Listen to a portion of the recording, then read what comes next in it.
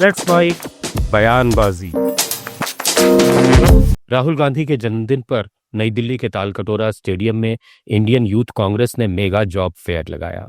इस फेयर में 100 से ज्यादा टॉप कंपनियां, 5000 से ज्यादा नौकरियां और ऑन द स्पॉट इंटरव्यू और नए अवसर मिलेंगे। कांग्रेस ने अपने पेज पर वीडियो शेयर किया और लिखा, आज यही जगह है जहां सपने हकीकत बन रहे हैं। आइए और इस ऐतिहासिक पल का हिस्सा बनिए।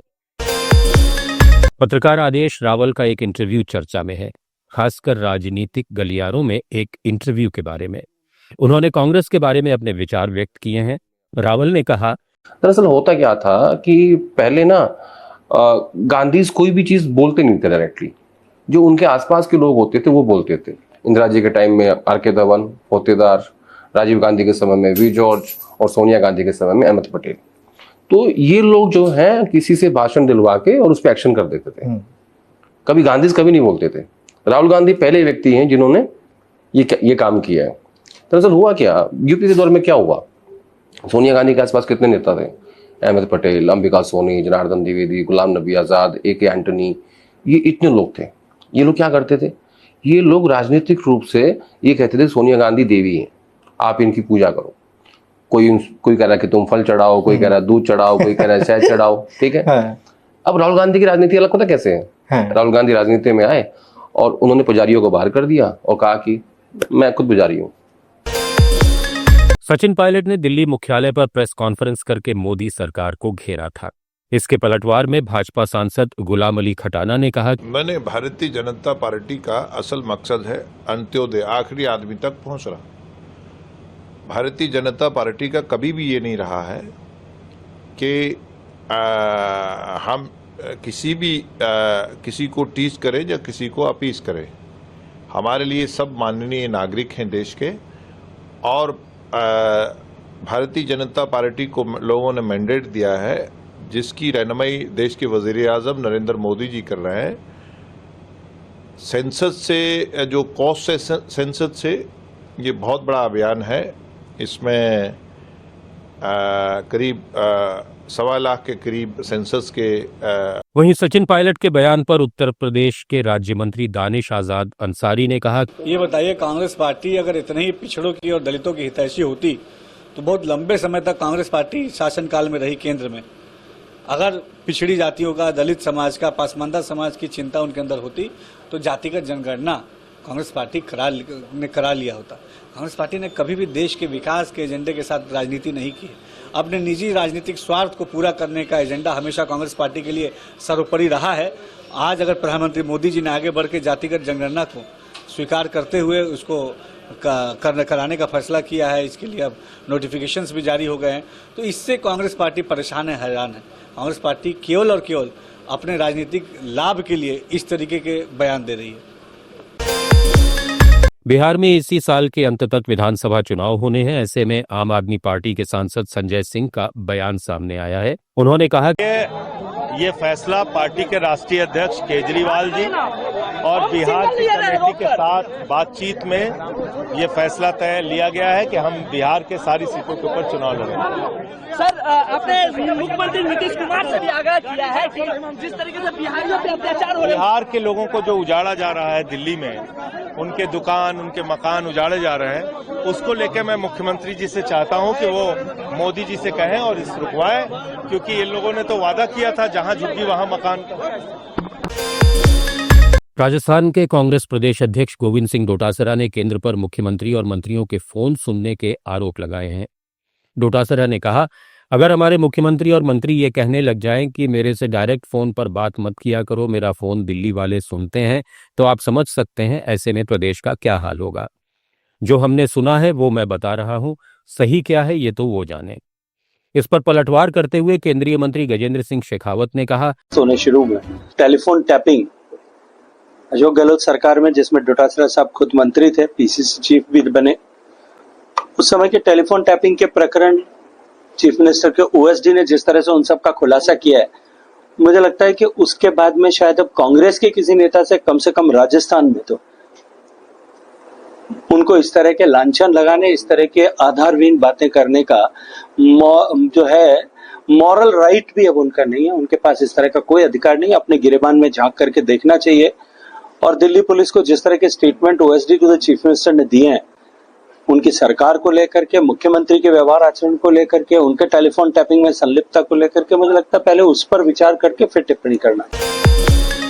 महिला कांग्रेस अध्यक्ष अलका लांबा ने मीडिया के सामने अपने विचार साझा किए। उन्होंने कहा, पहले 1857 के स्वतंत्रता संग्राम का युद्ध की नायक रही झांसी की रानी लक्ष्मीबाई जी की आज पुण्य तिथि है। इस अवसर पर उन्हें श्रद्धांजलि देते हुए मैं अपनी बात को रखती हूं। साथियों, आपको याद होगा श्री राहुल गांधी जी की भारत जोड़ो न्याय यात्रा में नारी न्याय पर बात हुई पूरी यात्रा के दौरान, और उस नारी न्याय में आर्थिक, राजनीतिक और सामाजिक न्याय पर लगातार चर्चा हुई। जब हम आर्थिक न्याय की बात करते हैं और उसके साथ सामाजिक न्याय की, क्योंकि मैं बिहार के पूरे दौरे से आ रही हूं, बिहार में जो सच्चाई है उससे नेशनल हमारा जो फैमिली हेल्थ सर्वे है वो भी अनजान है। भारत सरकार द्वारा NFHS 6 का सर्वे अभी तक जारी नहीं किया गया है। जो 5 का सर्वे था, जमीनी हकीकत से वो सर्वे कोसों दूर था। आज भारत देश में 40 करोड़ महिलाएं हैं, बच्चियां जिनकी उम्र 11 वर्ष से 49 वर्ष के बीच में है। ये 40 करोड़ हैं और ये सभी माहवारी पीरियड्स में पैड इस्तेमाल करते हैं। हमारी जो हर महीने की जरूरत है देश में, हर महीने इन 40 करोड़ महिलाओं की 400 करोड़ सैनिटरी पैड की जरूरत है। 400 करोड़ हर महीने। उपलब्धता की हालत यह है कि बच्चियों के पास बिहार में 80%, ये हमारे सर्वे हैं जो हमने पिछले कुछ महीनों में किए, बच्चियों से मिले, स्कूल में गए, जो दावे थे, मैं बिहार से शुरू कर रही हूं, ये बेनकाब करते हैं डबल इंजन की भाजपा सरकार के दावों को। दावा किया गया कि बिहार में लगभग स्कूल बताए जाते हैं, जो प्राथमिक उच्च विद्यालय हैं उनकी संख्या जो है ये 44,000 है। पटना उच्चतम न्यायालय के आदेश के अनुसार हर स्कूल में सैनिटरी वेंडिंग पैड मशीन लगनी थी, टॉयलेट्स और डिस्पोजल की व्यवस्था होनी थी।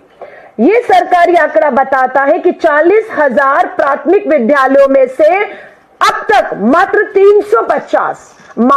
350 स्कूलों में हमारी बच्चियों को सैनिटरी पैड उपलब्ध कराने की बात है,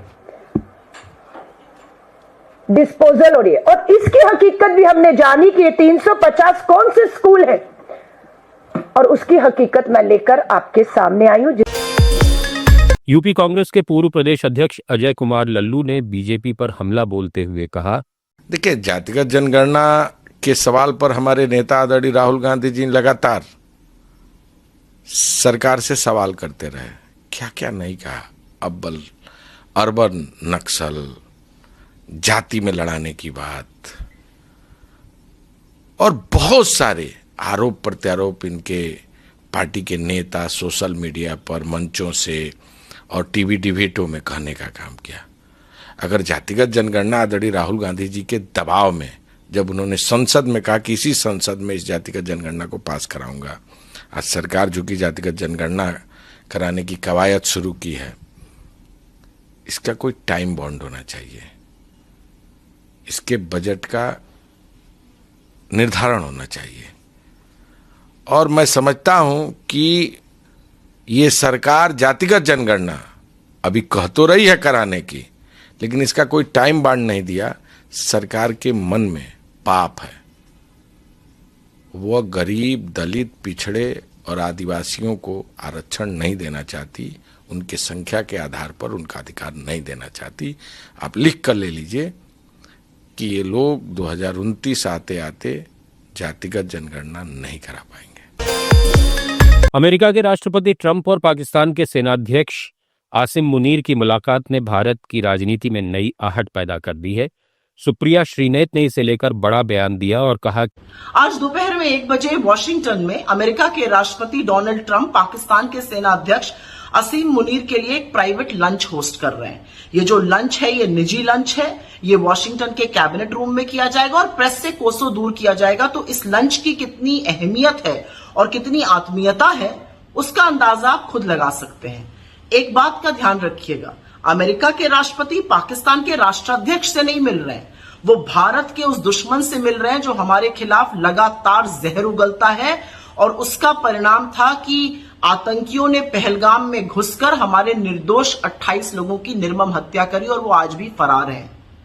इससे बड़ा हमारा फॉरेन पॉलिसी का, इससे बड़ा हमारा विदेश नीति का कोई मखौल उड़ना बाकी है क्या कि अमेरिका का राष्ट्रपति भारत के दुश्मन पाकिस्तान की सेनाध्यक्ष के साथ बैठकर लंच कर रहा है और हम चुप हैं। अमेरिकी राष्ट्रपति ट्रंप और पीएम मोदी के बीच चली करीब 35 मिनट तक बातचीत ने भारत में राजनीति की नई चर्चाएं छेड़ दी हैं। इस पर उत्तर प्रदेश कांग्रेस अध्यक्ष अजय राय ने प्रधानमंत्री मोदी और अमेरिकी राष्ट्रपति ट्रंप के बीच टेली वार्ता पर विदेश सचिव विक्रम मिस्री के बयान पर कहा, देखिए, अब इनको ये बताना पड़ रहा है कि हमारे देश के प्रधानमंत्री और डोनाल्ड ट्रंप के बीच में आधे घंटे बात हुई। ये बताने की आवश्यकता नहीं होती। ये समाज, ये देश, दुनिया खुद जान जाएगी कि आपकी वार्ता हुई और आपने क्या क्या चीज़ें कहीं और वो सारी बातें आज जब ये बताना पड़ रहा है, इसका मतलब सफाई देना पड़ रहा है। सफाई दे रहे हैं इनके लोग। और दूसरी तरफ पाकिस्तान के जनरल को ट्रंप अपने व्हाइट हाउस से बुलाकर उनको लंच कराने वाले हैं। पाकिस्तान के जनरल को, मुनीर को लंच करा रहे हैं डोनाल्ड ट्रंप। अभी क्या आप समझ सकते हैं कि महत्व किसका ज़्यादा दे रहा है? डोनाल्ड ट्रंप किसको महत्व दे रहे हैं? मोदी जी को दे रहे हैं या वहाँ के एक आर्मी के चीफ को ज़्यादा महत्व मिल रहा है पाकिस्तान के? मैं समझता हूँ कि इससे बड़ी शर्मिंदगी की बात और कुछ नहीं हो सकती। ये निश्चित तौर से, क्योंकि जब आप देश का जो सर्वोच्च जो नेता, आज उनके बारे में जब ये सारी बातें आ रही हैं और जब हिंदुस्तान और पाकिस्तान के बीच में सीज फायर हुआ, सीज फायर किसने कराया? डोनाल्ड ट्रंप ने कराया। डोनाल्ड ट्रंप ने यह बात बोली, उसकी बात आज तक नहीं कहा कि डोनाल्ड ट्रंप ने सीज फायर की घोषणा क्यों की। ये तो पाकिस्तान और हिंदुस्तान के जो शीर्ष हमारे प्रधानमंत्री हैं उनको ये बात कहनी चाहिए थी। ये देश चला कौन रहा है? मोदी जी चला रहे हैं या डोनाल्ड ट्रंप चला रहे हैं? और आपके सामने पूरी दुनिया देखेगी कि पाकिस्तान के जनरल को वहाँ लंच करा रहे हैं डोनाल्ड ट्रंप। आप समझ सकते हैं कि क्या स्थिति मोदी जी की है और मोदी जी ने देश को किस तरीके से, पूरी तरीके से देश को अपमान किया। और हिंदुस्तान के लोग उस दिन समझ लेना चाहिए जिस दिन हमारे लोगों को अमेरिका ने निर्वासित किया और हाथों में जंजीर बांधी और पैर में बेड़ी बांधकर कार्गो वाली फ्लाइट से भेजा हमारे नागरिकों को, उस दिन ही देश का, हिंदुस्तान का बहुत बड़ा अपमान हुआ था। विक्रम मिस्री ने इसी कहा कि ट्रंप ने हमारे या पाकिस्तान के बीच व्यापार का कोई भी या बात कह के समझौता नहीं करवाया। देखिए, ये डोनाल्ड ट्रंप ने बोला था ना, डोनाल्ड ट्रंप ने कहा था कि डोनाल्ड ट्रंप के अधिकारी ने कहा था। ये बात नरेंद्र मोदी देश के प्रधानमंत्री जी को खुद स्वयं हिंदुस्तान की जनता को कहना चाहिए। आप सुन रहे थे let's mic more than radio. Follow कीजिए हमें हमारे सोशल मीडिया प्लेटफॉर्म्स पर। It's time for news. It's time for more than radio. Presenting the first radio news app, Let's Mic. Let's Mic, a news-based app on your phone where you get to watch and listen news, talk shows, interviews, radio show podcasts. On Let's Mic, you get all relevant information of TV, print, radio, podcast, and digital. Let's Mic talks about every segment of life.